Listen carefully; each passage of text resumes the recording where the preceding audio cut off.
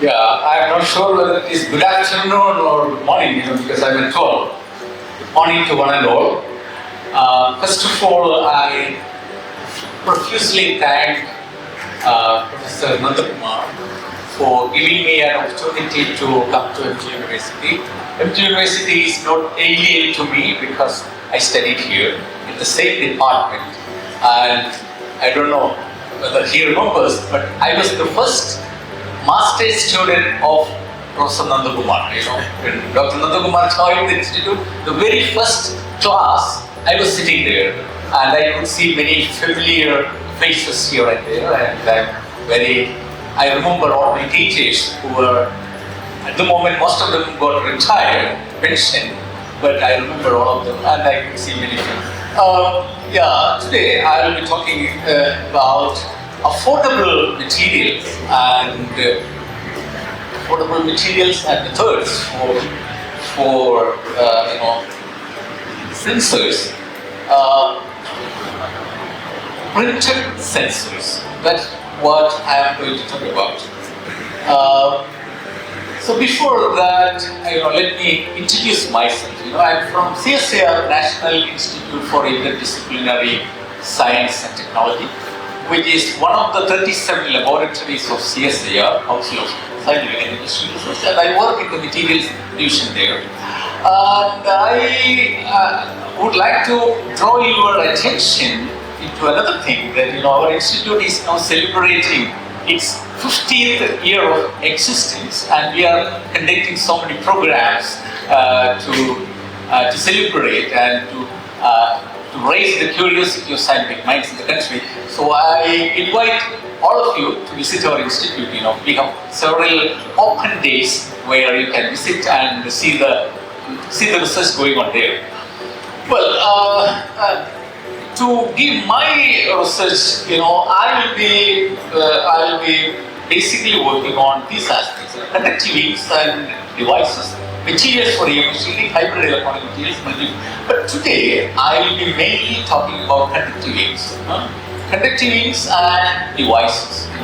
We are not doing great deal of device manufacture and architecture there because we are children of lesser goals. We don't have huge funds for doing big scale research. So we do only small scale devices and poor man's device concepts that I will introduce before you. Well, this is a well-known picture of Johannes Gutenberg, the famous man who invented the first printing press. And that printing press created the history because until that time, the knowledge was confined to the rich and the nobles. But after the invention of the printing press, the knowledge is now proliferated across the far and wide of the globe. Now knowledge is there everywhere. As a consequence of that, Protestant Revolution, Renaissance, Scientific Revolution, all the major, wonderful things in the world happened after the emergence of printing press. So my research is kind of a marriage between printing and electronics. So you can say that it's using the technique of printing. So we are developing small scale devices, and there are many challenges. And let us see how far we can tackle these challenges. When you go back to the history of electronics, in the 1940s, the first transistor was invented in Bell Labs, where they could find that in a small piece of germanium, around its semiconducting junction, they introduced two gold electrodes, and the voltage in one section of the gold electrode is controlling the current in the other section. So in a way, you are telling to the world that you can amplify the signal. That changed everything. That changed the course of knowledge in the mankind, because after that, transistor is not a thing in picture. Transistor is something that became a reality. And later, the effort was to combine different electronic circuits in the form of integrated structures, and that was being succeeded first in Texas Instruments, in one of the startups in Silicon Valley, and Jack Kilby is the one who made that. And then at the moment, electronics is facing an umpteen challenges, because on one side you are packed with so much of components, with so much of memory elements, so that you have no space to expand. You are having always faced with the challenges of miniaturization, and miniaturization. But at the same time, in parallel, in the new millennium, another thing happened, and that is none other than the science and the electronics and the emergence of touchscreen. Touchscreen came into existence in the new millennium. So this touchscreen created many new things, and one of the basic requirement of touchscreen is that you don't need thin films. You can afford with the thick films as well, and thick films can be created without much expenditure. So thick film created the necessity of print.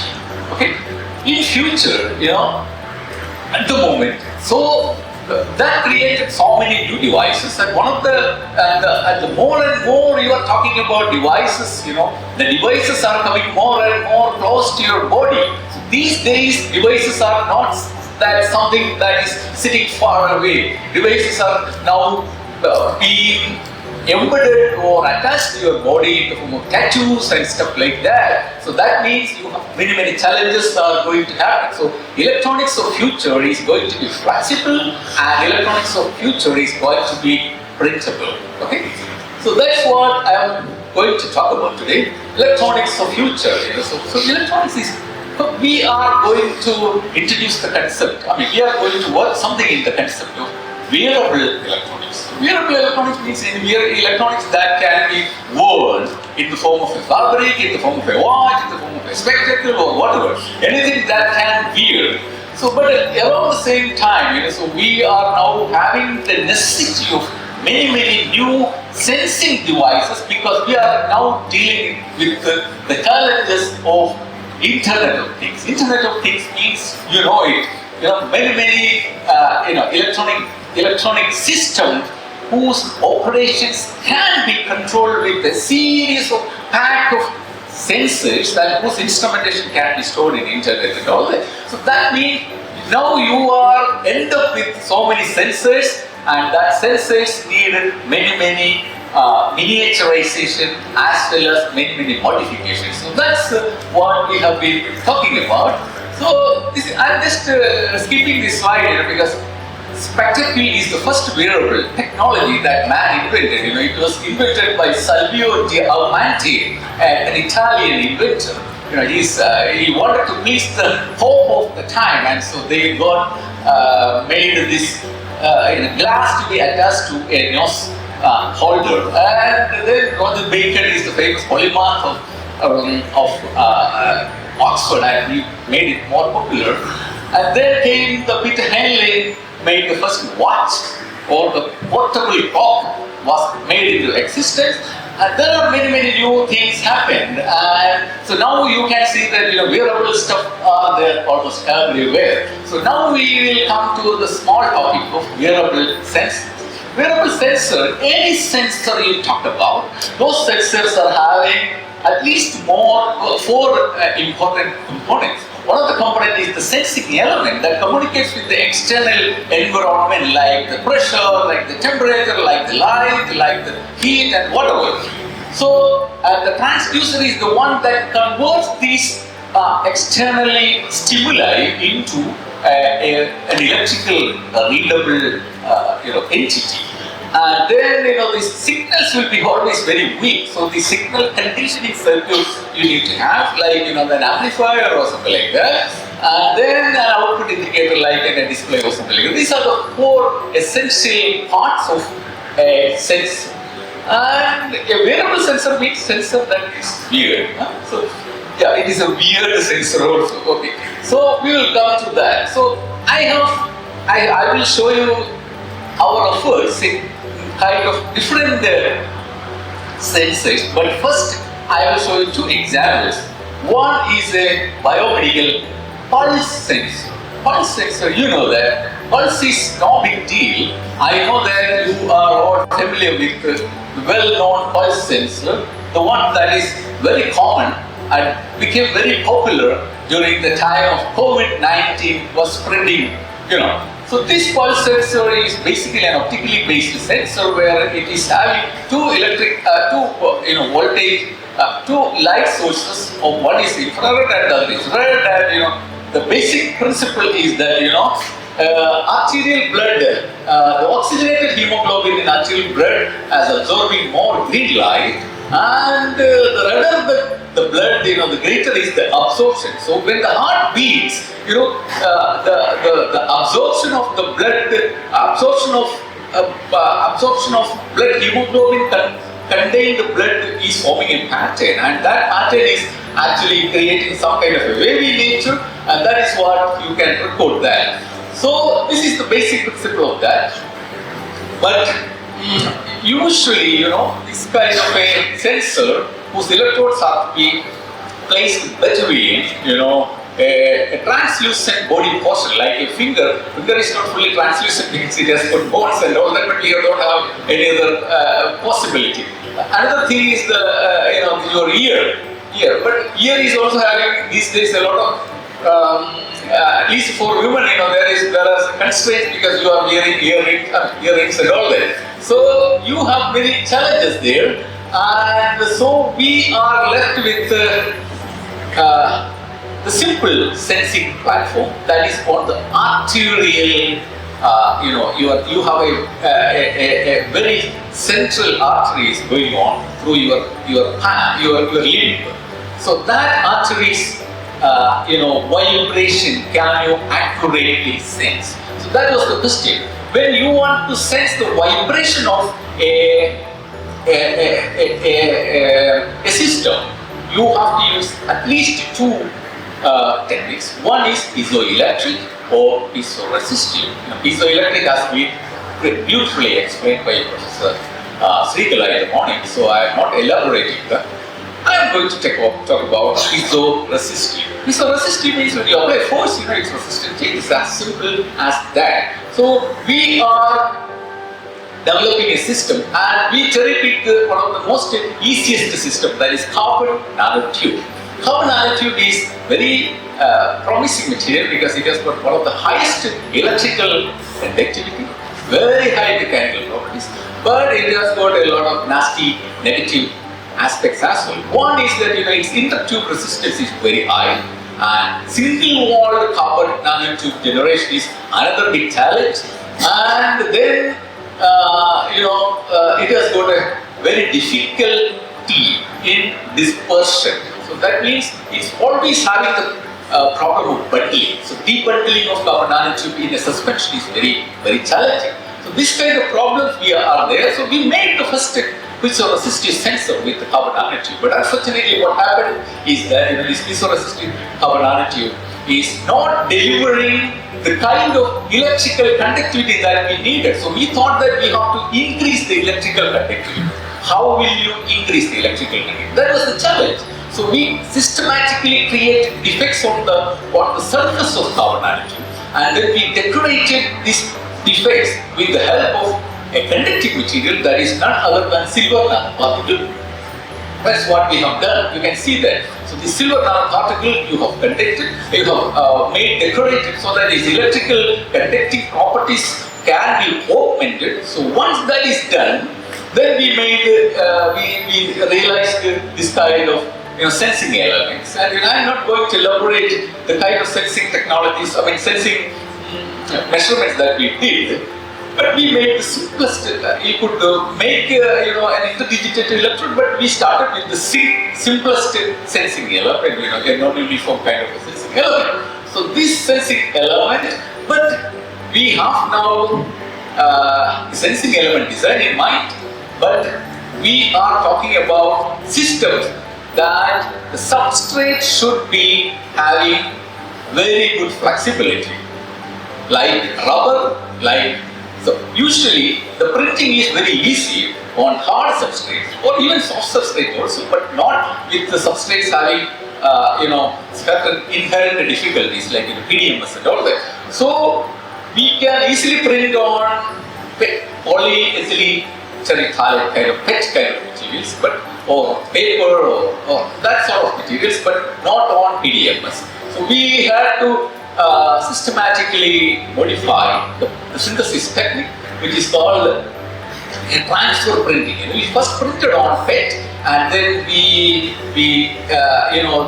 transferred this printed pattern onto PDMS by pouring and transferring and all that. So using the similar technique that is being shown, and then we found that when this printed sensor element, when it is stretched, its electrical resistivity is enormously increasing. So that means it has got a very high gain factor. So because you can see that and when it is bent in one direction, what happens is that the connection between the carbon nanotube, when it is bended in the direction opposite to the plane where it is being printed, what happens is that the electrical resistivity increases. But when it is bended in the just opposite direction, the electrical resistivity decreases. So this kind of studies we have done, then we have made. What we have done is that we found that the gain factor, that is the figure of merit of such kind of piezo-resistive sensors, and that gain factor is found to be very good. But we did not stop there. We wanted to prove it for applications like soft robotic. Soft robotic means you should have a robotic hand, and then you have to train the robotic hand with the help of the kind of sensor that we have developed. That was not very easy task. So for that, we made a cheap robotic arm. What we have done is that we systematically bended these sensor into different angles in different times, and these parameters and these information were stored using some microprocessor, and that microprocessor is being now connected to a servo motor. And now what happens is that this the sensor is here, and this sensor is now connected to a servo motor, and that servo motor is actually driving. This sensor is connected to the microprocessor, and that microprocessor is now connected to a servo motor, and the servo motor is when you bend this finger, it also follows the similar pattern like this. So it's very, very interesting because here you are making it doesn't work. Sorry, there's a video. Play that. 10 more minutes. Okay. Yeah. So I don't have the time to play a video. So we have made the artificial, soft robotic hand also to follow a similar pattern as like the servo motor. So it's very good proof that the kind of sensor that we have developed is actually working. And also we attached this sensor into a stopgap face mask, and then that stopgap face mask is responding exactly to the breathing pattern of normal person, very fast breathing and also soft breathing and all that. So that means it is sensing very well. At the same time, it is attached to the wrist exactly above your radial artery, and then we studied the pulse. That very feeble is the pulse that even with the pressed finger only you can sense it. But with the help of the sensor that we have developed, you could even test and measure something called augmentation index. Because augmentation index, when your heart contracts and when it is relaxing, it is actually following a pattern. And from the pattern of the systole and the diastole, the augmentation index is the parameter that is actually giving you how healthy your heart is. So from that augmentation index, we have found that we studied with a lot of volunteers. So we found that the augmentation index is giving correct information about the heartbeat. So that means the sensor is working perfectly well. So this is all about that work, and this work has been published in Applied Materials and Interface some times back. Now I come to the second part of the talk, and that is about the wearable biosensors. Wearable biosensor means now we are not talking about something that you can sense by putting something on the surface of your skin. But on the other hand, certain parameters, certain biological, biological entities of the body that can be studied. One of the easiest thing is that how can you test the glucose level of the body by testing, not with the blood. At the moment, the country India is having a big worry about the diabetes because in Kerala, in state like Kerala, you have the diabetic prevalence is almost double of the national average. So we have some 60 lakhs or 70 lakhs people are either pre-diabetic or diabetic. So that means early screening of the diabetes is very, very essential in states like Kerala. But most of us are doing how we are pricking the skin with a needle and taking a drop of blood, and that blood is being studied with the help of an electrochemical sensor. So this is a painful process. We don't want to undergo any more pain. So we thought that let us explore other possibilities. Another secretion from the body is, for example, saliva. Another is urine. Another is sweat. There are many things. But the problem is that in blood is abundant with the glucose, but not the other ones. They are having a lot of other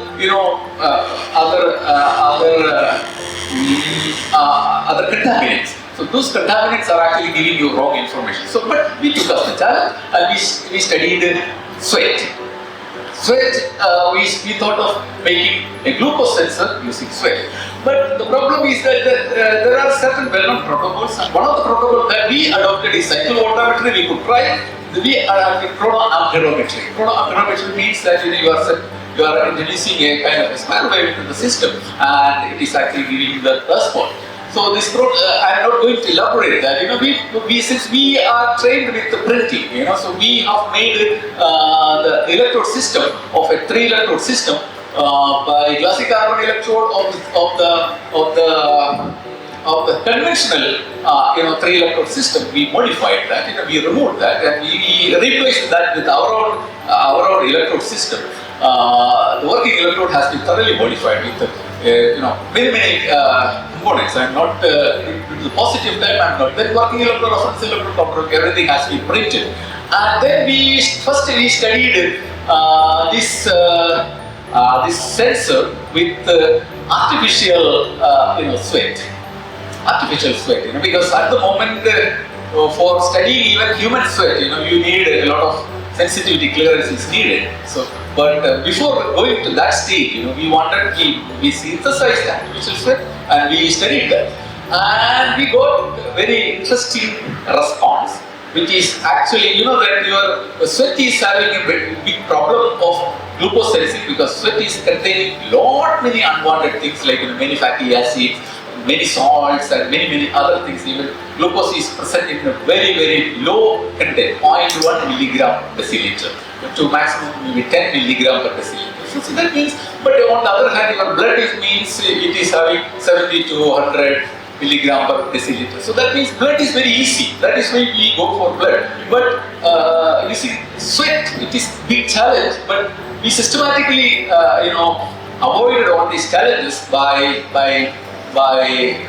modifying our system with the working electrode has been thoroughly modified, and then we studied with the actual sweat also. We found that the kind of glucose content that is present in the actual sweat is very much acceptable to the scientific community as per the international standards and protocols. So that's what I want to tell about the biomedical sensor using sweat, and this work has been published in one of the best journals in this field, Biosciences and Bioelectronics. So this is something of 2024. So that means we are now showing that with the help of very cheap printing protocols, you can create very reliable sensing platforms that can save a lot of money. At the same time, it can even fabricate at a very, very easy way. Then in addition to that, since I'm going to conclude my talk, and I will just give you 3 more sensor platforms that we work on. Holofix sensor, Holofix sensor means a sensing platform where there is a movement of a system, and you have to identify the exact position or speed of the moving system. For example, steering of a car wheel, or any even a motor or anything. So this kind of systems can be accurately determined with the help of printed holographic sensor that we have developed. So this is the holographic sensor that we have made some time back. So these kind of sensors are useful for many applications in automotive. Another sensor, this work is published in CSIR-NIIST some time back. Another is the thermal sensor. Because your thermal sensor means temperature you can measure even with the help of your bare skin. So you touch on the surface, you can even, but that's not completely quantified. And for measuring the temperature at a point, you need to worry about only one thermometer. But if you have a temperature, you have to make a temperature profile like an electronic skin, something like that. For that, this kind of printed sensors, we made that, and we made even automated heating and temperature sensing platforms were made as part of another project. I'm not going to give the details, but this kind of things can be done. So that means we are one step close to electronic skin. The humidity sensor. Sometimes back when we were working in the laboratory, humidity sensing. Yeah. Time is over. Yeah. So humidity sensor is another thing that we worked on. And then the touchless humidity sensor is another thing that we developed in the laboratory, and that is used for these artificial irrigation systems. And this work is again published in Applied Nanomaterials. Then tactile sensor, something that Professor Surendran explained before. This kind of piezoelectric force sensors. So the very, very sensitive force sensors we developed in the laboratory, and proximity sensors using RFID. RFID is something that we have very, very deeply working on, and so such sensors also we made. Here the interesting thing is that here the sensors, the basic material whose properties have to be augmented by kind of grain boundary modification or microstructural engineering. So that we have done. You can see that the nano wire surface has been modified. So I'm not due to the time, I'm not giving you the details. So in summary, so we have I have explained this many sensors, but the last one, electronic skin, we have succeeded in making an electronic skin which can sense temperature, pressure, both static and dynamic pressures. At the same time, using a profile, using a tandem array of sensors. That work also we have done. So and work in that direction is still progressing. So I acknowledge, different funding agencies. CSIR has been very supportive for us, and ISRO we are working on for an ISRO. Another project that we work on. And Department of Science and Technology, we were given 3.5 crores for a big project. So, and I acknowledge my research students. They are the ones who made all these things possible. So this is my research group. And I also acknowledge my colleague, Dr. Surendran, who is a wonderful engineer who helped me in designing some of these device concepts. Now my group is with a lot of boys, so girls are waiting to come. That's all about my research in this direction. Thank you. Long live India and France friendship.